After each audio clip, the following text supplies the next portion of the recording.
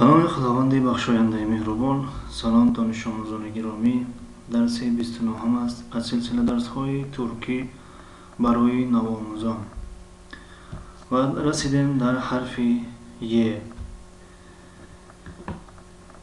اولین کلمه ای که امروز ما شما میخوانیم این کلمه یاستک نام دارد.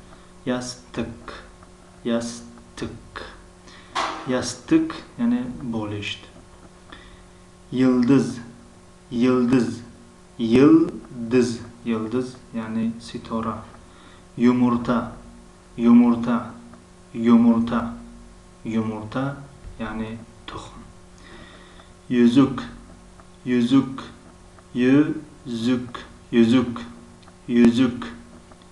یعنی چله.